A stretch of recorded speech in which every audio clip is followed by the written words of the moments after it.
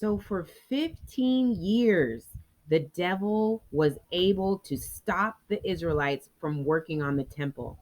But you know what? God is bigger than the devil, and he was on their side. Even though those people reached out to the king of that time. So it was King Cyrus, and then it went to King Darius, and then it went to King Artaxerxes. And he was the one that made them stop their work. But you know what? God has a plan. Let's continue to listen. Chapter 5. The building resumed. Help the leaders in the rebuilding.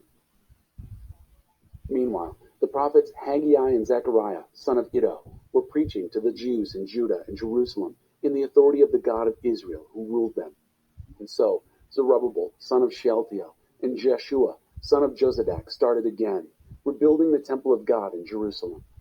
The prophets of God were right there helping them. Tattenai was governor of the land beyond the Euphrates at the time. Tattenai, Shether-Bozenai, and their associates came to the Israelites and asked, "Who issued you a permit to rebuild this temple and restore it to use?" Then we told them the names of the men responsible for this construction work. God had his eye on the leaders of the Jews, and the work wasn't stopped until a report could reach Darius and an official reply be returned.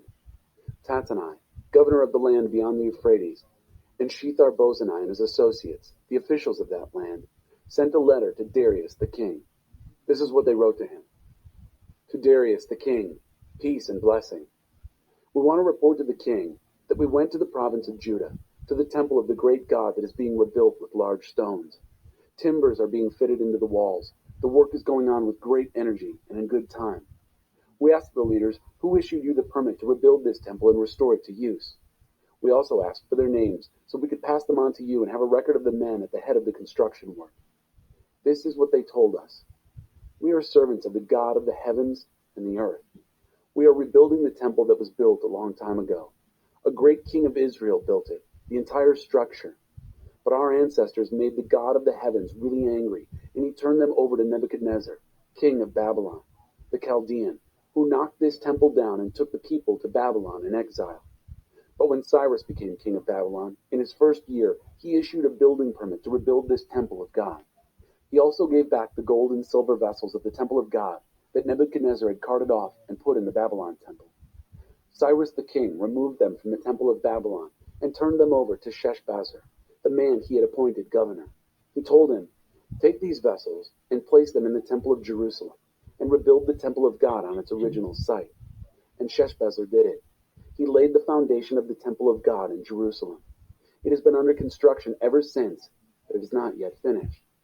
So now, if it please the king, look up the records in the royal archives in Babylon and see if it is indeed a fact that Cyrus the king issued an official building permit authorizing the rebuilding of the temple of God in Jerusalem. And then send the king's ruling on this matter to us.